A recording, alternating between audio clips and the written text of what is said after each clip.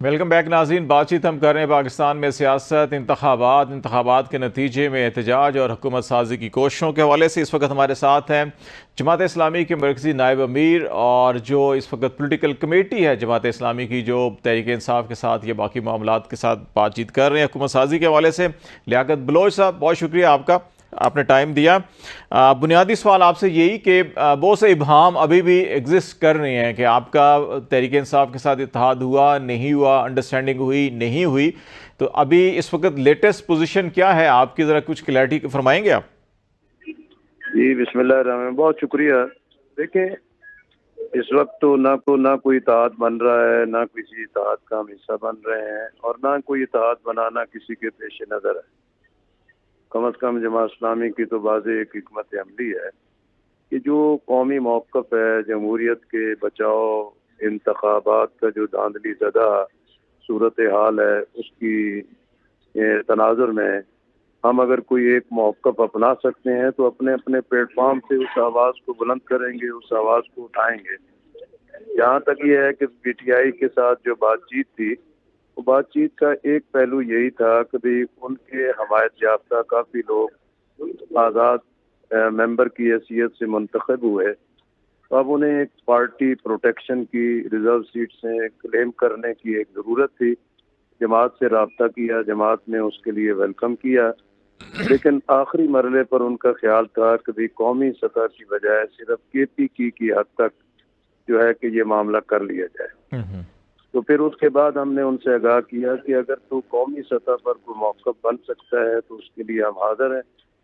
وگرنہ کے پی کی حد تک جو اگر کوئی چیز کرنی ہے، وہاں جہاں بھی ان کو لیے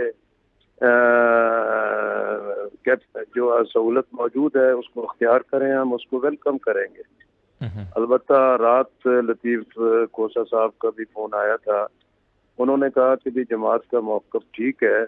اور جو بات بھی ہو وہ قومی سطح پر ہی ہونی چاہیے۔ دوسرا، پھر آج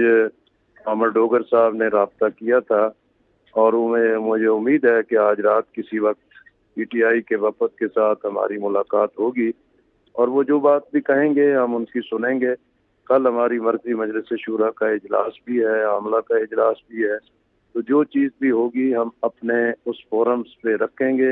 اور اسی کے مطابق مستقبل کا لائحہ عمل بھی ترتیب دیں گے۔ ابھی دو چیزیں ہیں، ایک یہ ہے کہ ایوان کے اندر آپ کا بامی تعاون نیشنل اسمبلی میں، سینٹ میں، کے پی کے اندر بھی، سندھ یا بلوچستان کے اندر ہے، اور دوسرا معاملہ ہے کہ ایوان کے باہر جو اس وقت سٹرگل کی جا رہی ہے، جو بھی الیکشن نتائج تبدیل کیے گئے ان کو بحال کروانے کے لیے، ایک اس کا لیگل پہلو ہے جو عدالتوں میں الیکشن کمیشن میں، اور ایک اس کا پولیٹیکل پہلو ہے کہ جو احتجاج کی صورت میں آج بھی جماعت اسلامی نے اسلام آباد میں بھی مظاہرہ کیا۔ تو آپ کا یہ جو ایوان کے باہر جو کوآپریشن جو ہے وہ بھی ہوگا یا صرف ایوان کے اندر ہوگا؟ اور اگر باہر ہوگا تو وہ کس نوعیت کا ہو سکتا ہے؟ مل کے آپ کوئی احتجاجی تحریک چلانا چاہ رہے ہوں گے یا آپ اپنے اپنے طور کے اوپر؟ میرا خیال ہے کہ ابھی تک تو کوئی ایسی ڈیٹیل یا اس کے تمام پہلو پیش نظر نہیں ہے۔ اس وقت تو یہی ہے کہ بھی 8 فروری کا الیکشن اور پھر 8 فروری کے بعد رات سے جو نتائج کی تبدیلی کا ایک سلسلہ شروع ہوا ہے، اس پر ہی سب کا ایک احتجاج اور موقف ہے۔ کراچی میں ہم اپنی بنیاد پر احتجاج کر رہے ہیں، اسلام آباد میں بھی آج ہمارا جماعت اسلامی کے پلیٹ فارم سے احتجاج تھا، پی ٹی آئی نے اپنا احتجاج کل اناؤنس کیا ہوا ہے۔ تو یہ ضروری نہیں ہوتا تھا کہ کسی اتحاد کی بنیاد پر ہی کوئی چیز طے کی جائے۔ موقف ایک ہو سکتا ہے، اپنے اپنے پلیٹ فارم سے آواز بلند کی جا سکتی ہے، رائے عامہ کو منظم کیا جا سکتا ہے، اسی حکمت عملی کے تحت ہی انشاءاللہ ہم آگے بڑھیں گے۔ باقی جماعت اسلامی نے 2018 کے الیکشن کے بعد سے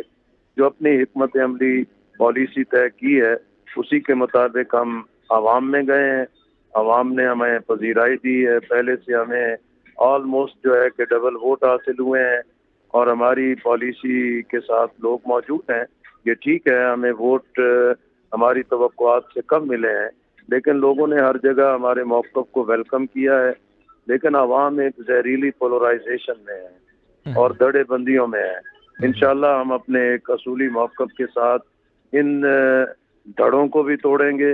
اور عوام کو بھی ان دھڑے بندیوں سے آزاد کروائیں گے اور پاکستان کو بھی انشاءاللہ بحرانوں سے نکالیں گے۔ اچھا، یہ جو احتجاج کی بات ہم کر رہے ہیں، آپ نے کہا آپ کی اپنی اسٹریٹجی ہوگی، باقی جماعتوں کی اپنی، لیکن اگر سارے مل کے کرتے ہیں تو اس میں ایک بڑا اثر انگیزی ہوتی ہے، ایک طاقت پیدا ہو جاتی ہے کہ الگ الگ سے بعض کا وہ لگتا ہے کہ ایسا چھوٹے چھوٹے پھر بھی گروپ ہیں۔ آپ یہی کہیں گے نا کل کیا کہتے تھے، آج کیوں کٹے ہو گئے ہو؟ نہیں، یہ تو جمہوریت کے لیے تو دیکھیں، آپ پاکستان کی تاریخ میڈیا بھی بھری تو ہوئی ہے، ماشاءاللہ بہت طاقتور ہے نا۔ پاکستان کی تاریخ بھری ہوئی ہے کہ آپ ایم آر ڈی کی تحریک سے لے کے یا ایوب خان کے خلاف جو نہیں تحریکیں ظاہر ہے، چلی تھی ہم تو تو سارے تو مختلف نظریات والے اکٹھے ہو جاتے ہیں، لیکن جب جمہوریت آئین کی بقا کا معاملہ ہوتا ہو۔ 1974 میں ایک یو ڈی ایف بنا تھا، اس کے بالکل۔ بعد سے ہم مسلسل کئی اتحادوں کا پارٹ رہے ہیں، لیکن اتحادوں کے جو تلخ تجربات ہیں اس کی روشنی میں جماعت کی ایک طویل المیعاد اور لانگ ٹرم پلاننگ یہی ہے کہ انشاءاللہ ہم اپنی بنیاد پر ہی اپنے موقف، اپنے کریکٹر، اپنے منشور، اپنے تراز و نشان کے ساتھ اپنی مہم جاری رکھیں گے۔ باقی آئین کے تحفظ کے لیے، جمہوریت کے تحفظ کے لیے، عوام کے جمہوری حق کے تحفظ کے لیے کوئی بھی ایک قومی مشترکہ موقف ہو سکتا ہے، اس پہ آواز بلند کریں گے اور اپنے اپنے پلیٹ فارم سے یہ تمام چیزیں بلند کی جا سکیں۔ اچھا، ایک تو پہلی سٹیج تو یہ ہے کہ آپ کا اور تحریک انصاف کا یا وہ تمام جی ڈی اے بھی جو پروٹیسٹ کر رہے ہیں، جے یو آئی بھی، ان کا نقطہ نظر یہ ہے کہ جو ایکچوئل رزلٹ آئے ہیں وہ سامنے آنے چاہیے اور اس کے مطابق جس کا جو حصہ بنتا ہے مل جانا چاہیے۔ دوسرا اس کا ایک پہلو جو ہے کہ وہ یہ بھی ہے کہ بہت سی جگہوں کے اوپر آپ کے پولنگ ایجنٹ کمپلیٹ نہیں ہوتے، اور جماعت اسلامی بڑی ایک منظم تنظیم ہے ان کی، اور ہم نے جہاں جہاں بھی گئے ہیں کہ ہم نے آپ کے پولنگ ایجنٹ ایٹ لیسٹ بیشتر جگہوں کے اوپر دیکھے ہیں۔ تو کیا آپ آپس میں یہ بھی کوئی ایسی چیز ہو رہی ہے کہ جہاں جہاں ضرورت ہے ایک دوسرے کو فارم 45 کی، کیونکہ اسی کی بیس کے اوپر الیکشن کمیشن یا عدالتوں نے فیصلے کرنے ہیں، تو وہ بھی آپ ایک دوسرے کو پرووائڈ کر رہے ہیں؟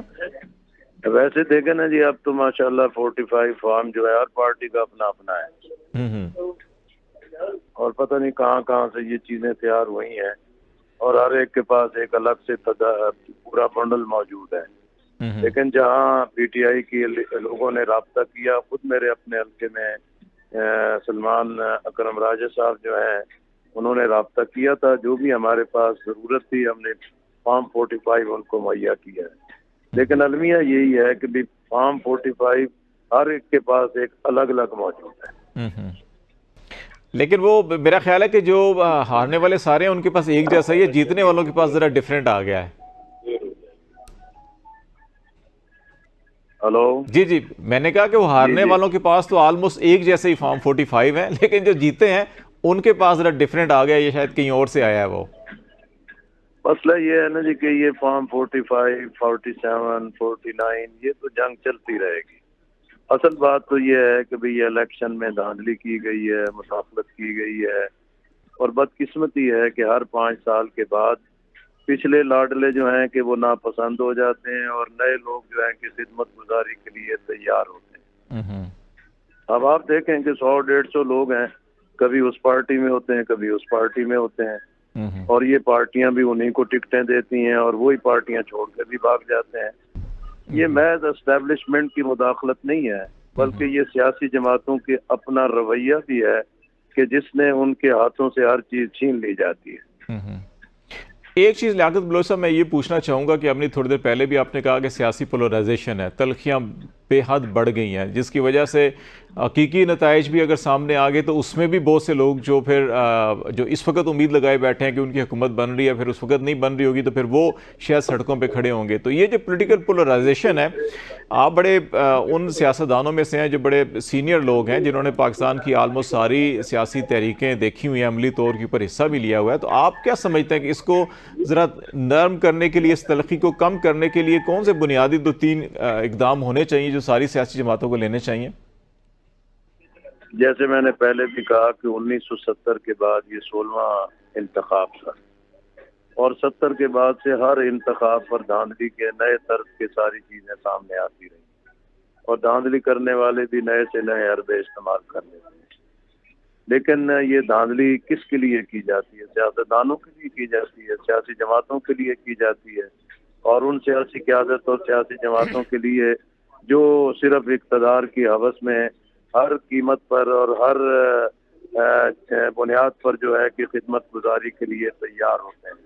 میں سمجھتا ہوں کہ اس سے دھاندلی کے خلاف پوری ملک گیر اور ایک منظم احتجاج بھی ہونا چاہیے، لیکن ملک کو صاف شفاف انتخابات دلانے کے لیے یہ ناگزیر ہو گیا ہے کہ قومی قیادت ساتھ جوڑ کے بیٹھے، مل کے بیٹھے اور اس چیز پہ غور کریں کہ بھی اب اقتدار کی ہوس چھوڑیں، ہر قیمت پر ممبری اور کرسی لینے کا معاملہ چھوڑیں اور یہ فیصلہ کر لیں کہ بھی جو جیتے اس کی جیت کو تسلیم کر لیں، جو نہ جیتے وہ اپوزیشن کے اندر بیٹھے۔ اسی سے جمہوریت بھی مستحکم ہوگی اور تمام لوگوں کا اور بالخصوص پاکستان کے عوام کا جمہوری حق کا تحفظ بھی ہوگا۔ بہت شکریہ لیاقت بلوچ صاحب، نائب امیر اسلامی ہمارے ساتھ بات چیت کر رہے تھے۔ یقینی طور کے اوپر جب سیاسی جماعتوں کے اندر اپوزیشن میں بیٹھنے کا حوصلہ پیدا ہو جائے گا تو خود بخود پاکستان کے اندر جمہوریت جو ہے وہ سیدھے راستے پہ چل پڑے گی۔ بریک لیتے ہیں، بریک کے بعد واپس آئیں گے تو پاکستان مسلم لیگ نون حکومت سازی کے لیے اور اپنا فیوچر ان کا لائے عمل کیا ہو سکتا ہے اس پہ بات کریں گے، ہمارے ساتھ رہیے گا۔